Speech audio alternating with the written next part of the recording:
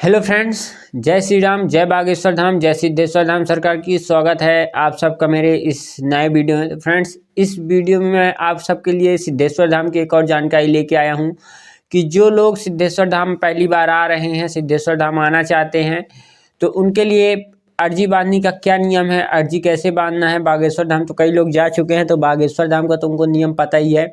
अब सिद्धेश्वर धाम के विषय में लेके आया हूँ कि अगर आप सिद्धेश्वर धाम आ रहे हैं और सिद्धेश्वर धाम में अगर आपको अर्जी बांधनी है तो क्या नियम है, कैसे बांधनी है, किस कपड़े में बांधनी है, कैसी मनोकामना के लिए किस कपड़े में बांधनी है और नियम क्या है। तो वीडियो को जरूर देखिएगा, शुरू से लेकर लास्ट तक देखिएगा। अगर आप हमारे चैनल पर पुराने हैं, पहले से सब्सक्राइब किया है, तो आपको पता ही होगा कि सिद्धेश्वर धाम कौन है, कहाँ स्थित है, सिद्धेश्वर धाम में क्या होता है। अगर आप पहली बार हमारे चैनल पर विजिट किए हैं, पहली बार वीडियो देखे हैं, तो चैनल को सब्सक्राइब करके इसके पहले वाली वीडियो देख लीजिए। दोनों आपको पता चल जाएगा सिद्धेश्वर धाम महाराज जी कौन है, सिद्धेश्वर धाम कहाँ स्थित है, वहाँ क्या होता है।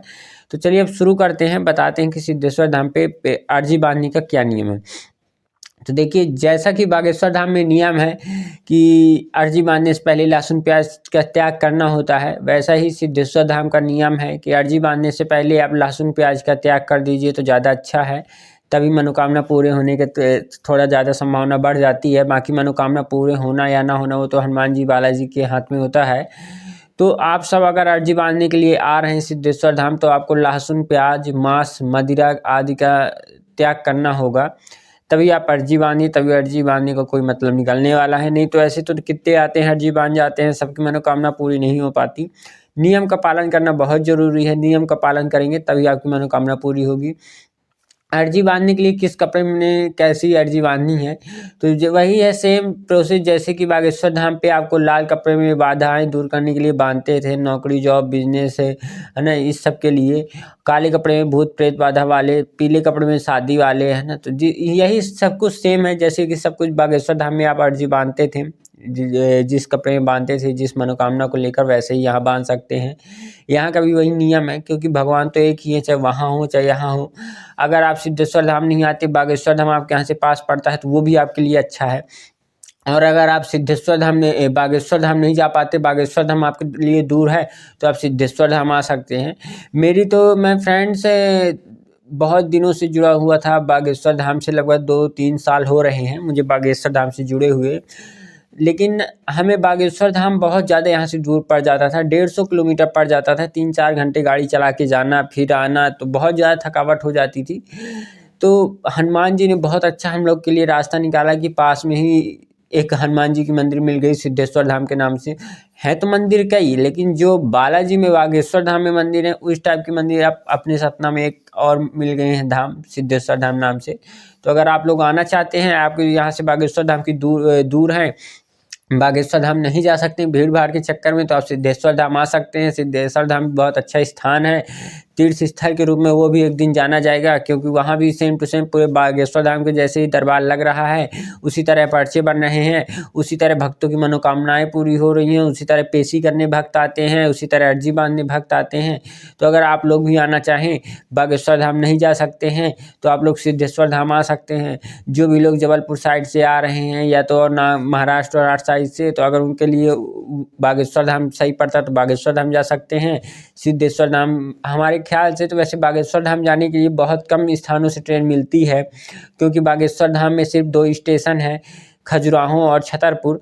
वहाँ बहुत कम ट्रेनें जाती हैं और सतना अधिकतर ट्रेनें आती हैं।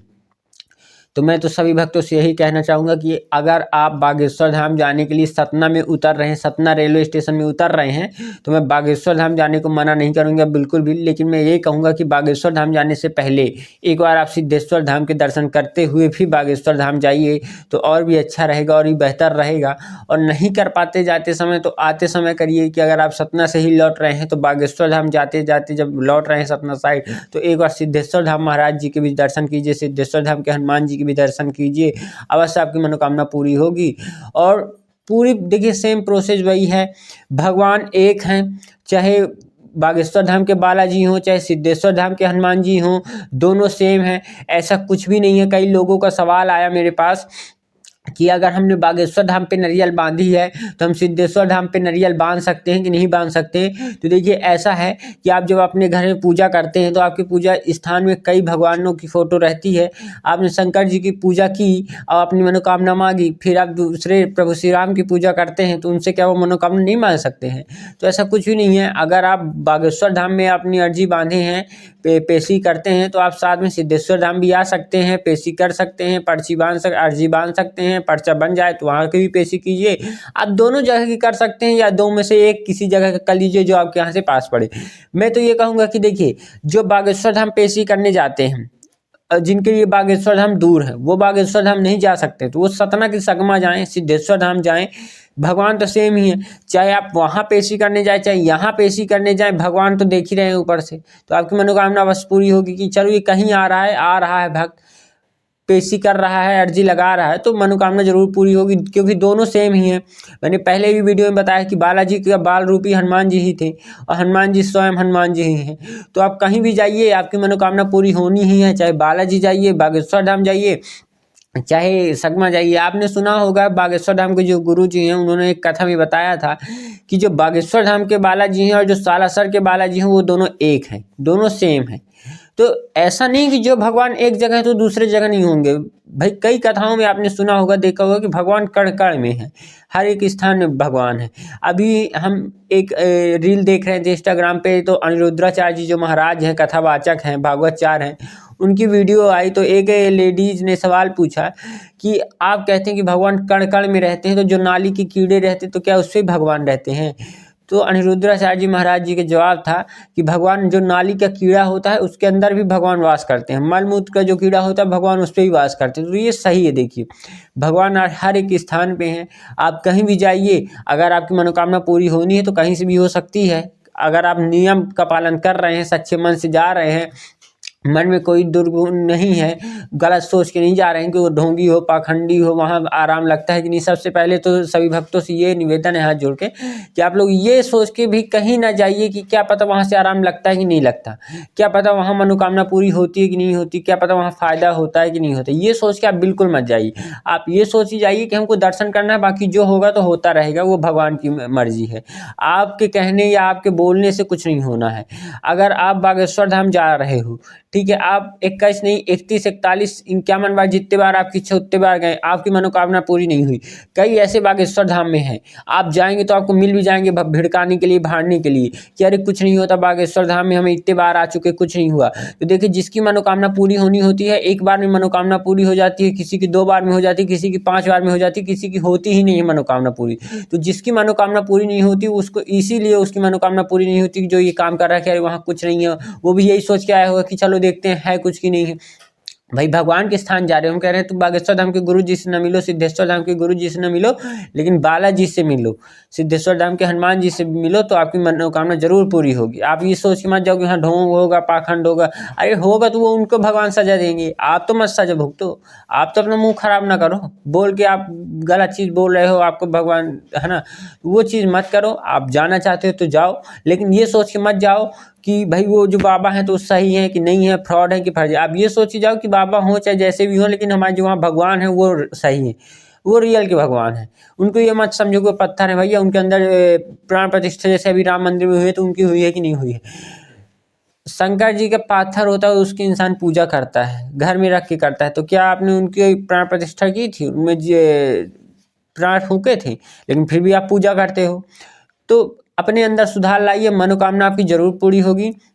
बस ये सोच के बिल्कुल मत आइए कि हमारा ये काम ही, हम ये काम ही लेके जा रहे हैं, बस लालच लेके ही जा रहे हैं। आप दर्शन करने जाइए। मेरी तो बागेश्वर धाम से कई सारी मनोकामनाएं पूरी हुई है, यहाँ तक कि मेरा 2 बार ये पर्चा बना है। अगर आप मेरे से यूट्यूब चैनल को शुरू से सब्सक्राइब किए होंगे तो देखे होंगे, बल्कि इसी यूट्यूब चैनल पे शॉर्ट्स में डाली भी हुई है जिसपे मेरा पर्चा बना है। 1 बार की वीडियो हमने बना ली थी, 1 बार की नहीं बन पाई थी। हमारा 2 बार बागेश्वर धाम में पर्चा बना है, जबकि हमें यही नहीं पता था कि पर्चा क्या है, पर्चा कैसे बनता है। फिर भी हमारा पर्चा बना। उसकी कहानी बहुत लंबी है, हमने वीडियो में बता भी चुका है। पुरानी वीडियो आप देखेंगे तो खुद पता चल जाएगा कि कैसे हमारी वीडियो हमारा पर्चा बना है। हमारा 2 बार पर्चा पर्चा बना, 3 महीने के अंदर 2 बार हमारा पर्चा बना है। और पर्चा बनने से पहले ही कुछ मनोकामनाएं पूरी हो गई थी, कुछ पर्चा बनने के बाद हुई। रही बात 21 पेशी की, तो हमने 21 पेशी नहीं की, हमने 5 या 6 पेशी की है। हमने कहा मन से मानते हैं भाई, गुरु जी हैं, गुरु जी बोलते हैं 21 पेशी करो। पेशी करने के बाद उनके पास जाओ, पर्चा में चढ़वाओ। पेशी करना हमारे लिए आसान था, हम बालाजी के मंदिर ऊपर चढ़ जाते थे लाइन में लग के, लेकिन हम गुरु जी से पर्चा में पेशी नहीं चढ़वा पाते थे। हमने 6वीं पेशी जब गुरु जी से पर्चा में चढ़वाई तो हम हार मान गए कि गुरु जी अब हम पेशी नहीं कर पाएंगे आपके यहाँ की, इतनी ज़्यादा भीड़ होती है। तो आप जिनका पर्चा ही बन गया है, तो भले गुरु जी बोलते हैं कि मतलब गुरु जी, मैंने कई वीडियो देखी कि मैं पेशी चढ़ा के गदा छूता हूँ, फिर गदा हनुमान जी के पास रखता हूँ। देखिए, भगवान को किसी के सहारे की जरूरत नहीं कि भगवान जाने कि आप आए हैं कि नहीं आए हैं। हम बागेश्वर धाम के गुरु जी को गलत नहीं ठहराएंगे, गलत नहीं कहेंगे, लेकिन अगर आप ये सोचे कि जब तक आपने पर्चे में पेशी नहीं चढ़वा ली है आपकी पेशी मान नहीं होगी, तो ये आपकी गलत सोच है। आप गए हैं, हनुमान जी के दर्शन किए, बालाजी के दर्शन किए, परिक्रमा किए, हनुमान चालीसा पढ़े हैं, तो आपकी पेशी स्वीकार हो गई है। पर्चा में चढ़वाना वो गुरु जी की जानकारी के लिए और आपकी जानकारी के लिए पर्चा में पेशी चढ़ाई जाती है। भगवान तो जब हर जगह है, तो भगवान को क्या जरूरत क्यों गुरु जी के माध्यम से आपको जाने कि आप आए हैं कि नहीं आए हैं। उनको तो ऐसा पता चल जाना है कि आप आए हैं कि नहीं आए, भाई भगवान तो सब देख रहे हैं। तो अब ये मत सोचिए, आपको जहाँ की पेशी करनी हो, जैसे भी करनी हो, मैं नहीं कहता कि आप सिद्धेश्वर धाम ही आइए। आपको बागेश्वर धाम जाना है, आप बागेश्वर धाम भी जा सकते हैं, मैं वहाँ की भी जानकारी देता हूँ। मेरे लिए दोनों परम पूजनीय हैं। मुझे आराम तो बागेश्वर धाम से ही लगा है, मैं तो सिद्धेश्वर धाम से अभी 8-9 महीने में जुड़ा हूँ, लेकिन मैंने वहाँ की सच्चाई देखी, यहाँ सिद्धेश्वर धाम में भी सच्चाई है। जैसे कि पहले बागेश्वर धाम में था कि आज से 4 साल 5 साल पहले बागेश्वर धाम में कुछ भी नहीं था। बागेश्वर धाम में एक भी भीड़ नहीं लगती थी, रोड नहीं थी, धूल भरी माटी, खेतों से जाना पड़ता था। लेकिन अब वहाँ अच्छी रोड बन चुकी है, इतना विकास हो चुका है, इतनी भीड़ हो चुकी है कि अब गुरु जी से मिलने का टाइम नहीं है किसी के पास, है ना। वैसे ही सिद्धेश्वर धाम में कि अभी वो फेमस हुए हैं, अभी फेमस नहीं हुए हैं सिद्धेश्वर धाम के गुरु जी, कल को वो फेमस हो जाएंगे तो वो भी आपसे न मिल पाएंगे। इसलिए मैं आपको जानकारी दे रहा हूँ कि अभी टाइम है, आराम से आइए, दर्शन कीजिए, हो सकता है आपका पर्चा बन जाए। अब पर्चा नहीं बनता तो मैंने बताया है कि वो पर्सनल मिलके आपको आपकी समस्या सुनकर आप उसका हल बता देंगे। ज़रूर आइए सिद्धेश्वर धाम, मिलते हैं। अभी 1 तारीख को हम भी जा रहे हैं। आप सबका स्वागत है सिद्धेश्वर धाम पे। हनुमान जी के दर्शन कीजिए, अर्जी बांधिए, 21 परिक्रमा करके वहाँ अर्जी बांधनी है। जो भी लाल कपड़ा, पीला कपड़ा, काला कपड़ा, जिस पे भी आपको लेना है ले लीजिए, फिर 21 परिक्रमा कीजिए। इस तरह हाथ में, दोनों हाथ में नारियल लेना है, एक हाथ में नारियल नहीं लेना है, इस तरह दोनों हाथ में नारियल लीजिएगा। 21 परिक्रमा करना है, सीताराम सीताराम, जय सिया राम, जो भी बोलना हो बोलते बोलते करना है, चाहे मन में बोलिए चाहे मुँह से बोलिए, राम का नाम लेना ही लेना है, ठीक है ना। और फिर परिक्रमा करने के बाद हनुमान जी का दर्शन करके आप अपनी अर्जी बांध दीजिएगा। यही सिंपल सी तो है। और जैसे बागेश्वर धाम पे परिक्रमा स्थल बहुत बड़ा है, सिद्धेश्वर धाम में बहुत बड़ा नहीं, 10 मिनट के अंदर अंदर आपके कई परिक्रमा लग जानी है। बहुत छोटा स्थान है, गोल गोल घूमने का परिक्रमा स्थल, जल्दी हो जाएंगी, कोई भी कर सकता है, चाहे बूढ़ा हो, चाहे सियान हो, चाहे अच्छा हेल्दी इंसान हो, सब कर सकते हैं। थोड़ा सा ही घूमना, ज़्यादा नहीं घूमना है, आप सब लोग आ सकते हैं। बाकी आप सबको जो भी जानकारी चाहिए बागेश्वर धाम की, सिद्धेश्वर धाम की, तो आप हमसे संपर्क कीजिए। मैं अपना नंबर दे देता हूँ, उस पर व्हाट्सअप मैसेज कीजिए। कॉल तो नहीं उठा पाऊँगा, लेकिन आप व्हाट्सअप मैसेज कीजिए। जो भी जानकारी चाहिए मैं आपको व्हाट्सअप मैसेज में रिप्लाई दे दूँगा, जवाब दे दूँगा, या तो फिर वीडियो में कमेंट कर दीजिए। अगर नंबर आपको नहीं देना चाहते तो आप वीडियो में कमेंट कर सकते हैं। चैनल को सब्सक्राइब कीजिए, बेल आइकन प्रेस कीजिए, नोटिफिकेशन ऑन कर लीजिए, ताकि कोई वीडियो डालें तो वीडियो की नोटिफिकेशन मिल जाए। आज वीडियो में इतना ही फ्रेंड्स। जय श्री राम, जय बागेश्वर धाम, जय सिद्धेश्वर।